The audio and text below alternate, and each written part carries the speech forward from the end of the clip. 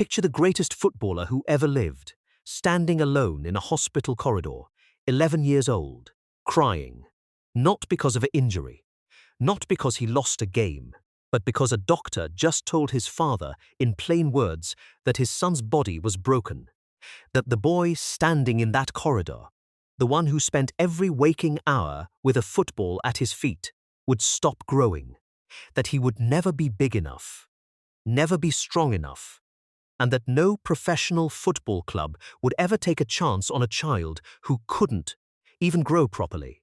His father nodded slowly, folded the medical report, and walked out into the street with a boy who had no idea that the worst part wasn't what the doctor said. The worst part was that every club in Argentina already knew, and every single one of them said no. This is the story of Lionel Messi, and it starts not with a trophy, not with a stadium chanting his name. It starts in a neighborhood in Rosario, Argentina, where the streets were cracked, the houses were small, and a little boy refused to come inside until it was dark. Jorge Messi worked in a steel factory.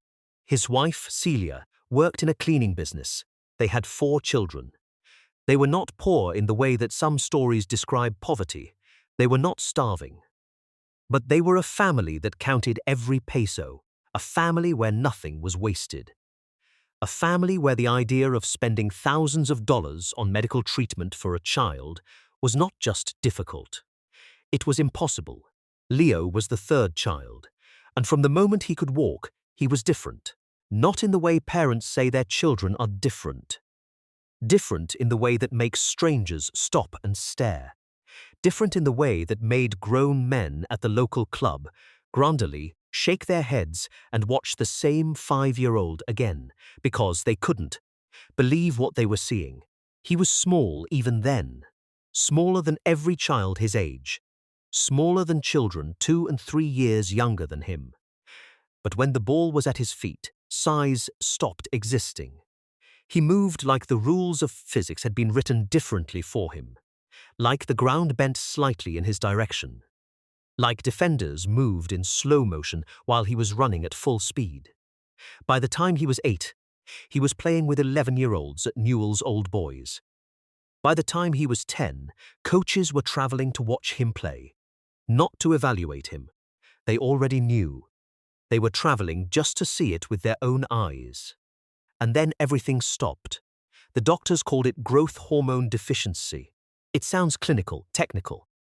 What it meant in real life was this. Messi's body had stopped producing the hormone that makes children grow. Without treatment, expensive, daily injections, every single day for years, he would remain the size he was, small, slight, and in a sport that, at the highest levels, would eventually demand size and strength alongside skill. That was considered a death sentence for a football career.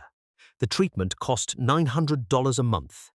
Jorge Messi went to Newell's Old Boys. He told them what the doctor said. He asked for help. The club listened. The club said they would cover the costs. For 8 months they did. And then, quietly, without much explanation, the payments stopped. The club was struggling financially. There was no money, and the Messi family was left with a bill they could not pay and a son whose future was dissolving. Jorge went to River Plate, one of the biggest clubs in Argentina. He sat in front of their directors. He brought Leo. He asked them to watch his son play, and then to help with the medical costs. River Plate watched. River Plate were impressed. River Plate said they would think about it. They came back with their answer 3 weeks later. The treatment was too expensive.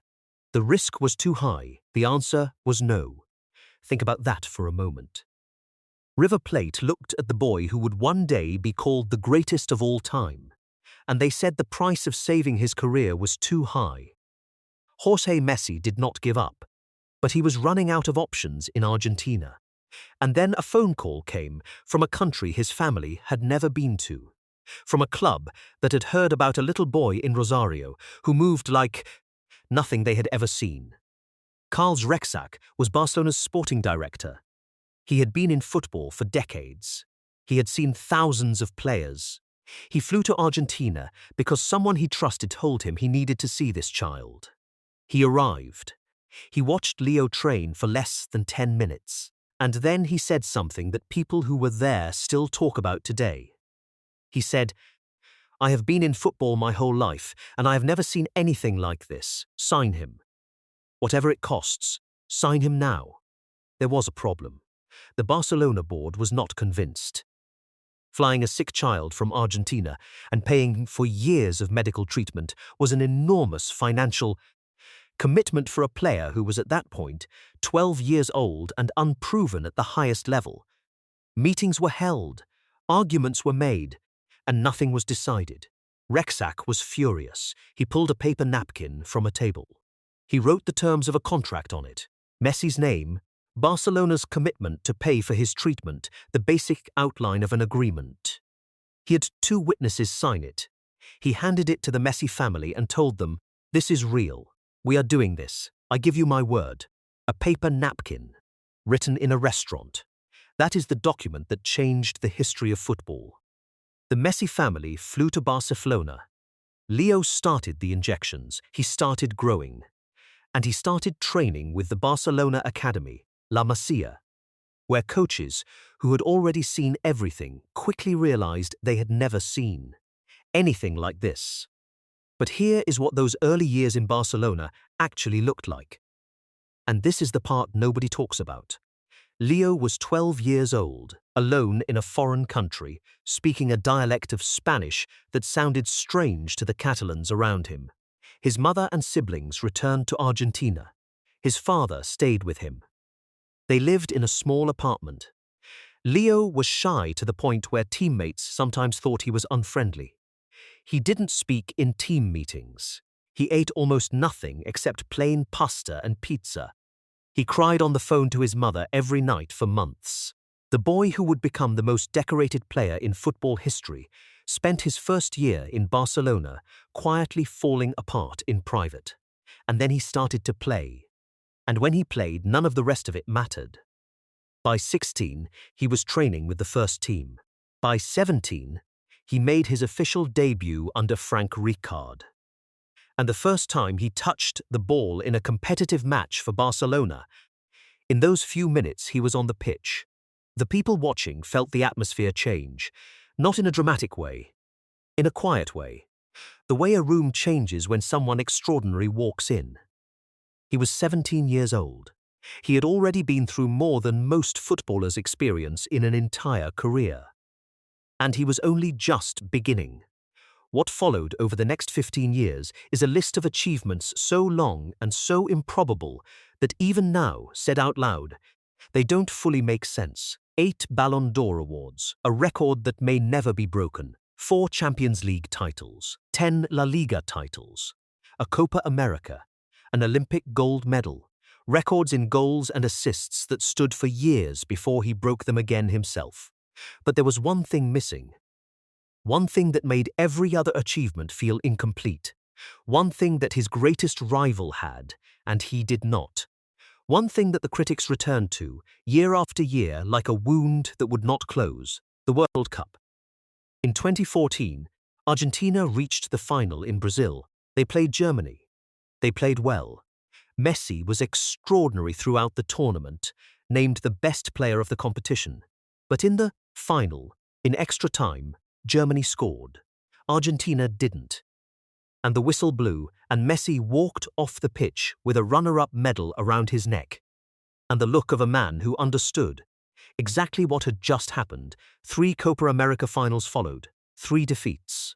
In 2016, he walked to the microphone after losing the final on penalties and announced his retirement from international football.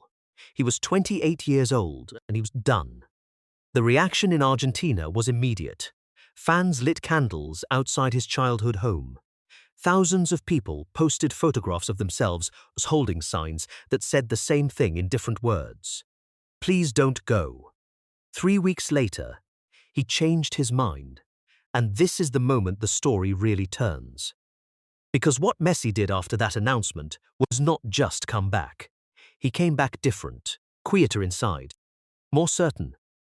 Like a man who had looked at the thing he feared most, that it might never happen, and decided that the fear itself was no longer useful.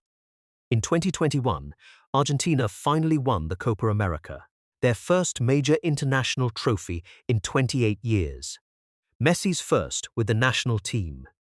He fell to his knees on the pitch and stayed there for a long time. His teammates ran to him. He buried his face, and the television cameras, for once, looked away. But everyone watching knew that this was not the ending. Not yet. Qatar, November 2022. Argentina's first game of the tournament, against Saudi Arabia. They lost. One of the greatest upsets in World Cup history. Messi walked off the pitch. Argentina walked off the pitch.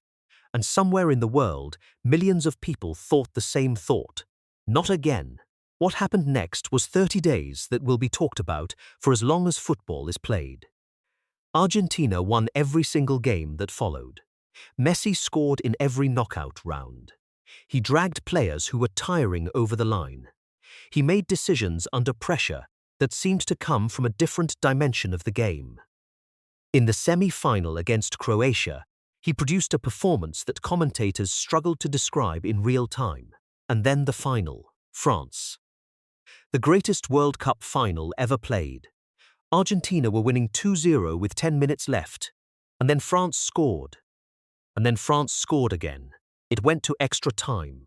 Messi scored in extra time. France equalized again. It went to penalties. Messi stepped up first. He scored. 4 more penalties were taken. And when the final French penalty was saved and the Argentine goalkeeper ran toward his teammates, and 88,000 people in the Lusail Stadium made a sound that shook the air, Messi stood still for a moment before anyone reached him. Just a second. Maybe less. The expression on his face was not what anyone expected. It wasn't the explosion of joy the cameras were hunting for. It was something quieter. Like a man who had been carrying something very heavy for a very long time and had finally, after everything, been allowed to put it down. The small boy from Rosario. The one the doctors said would never grow. The one River Plate turned away. The one who cried every night alone in a foreign city at 12 years old. The one who had lost 3 finals and retired in despair and come back and lost again and come back again. That boy was holding the World Cup trophy. And if you have ever been told you were too small, too slow, too young, too broken, too far behind to ever catch up, then you already know why a billion people around the world, that night in December, were watching a man cry with a golden trophy in his hands and crying themselves. Because it wasn't just his story. It never was. Drop a comment below. What moment in Messi's career gave you goosebumps? And if this story hit different, you already know what to do.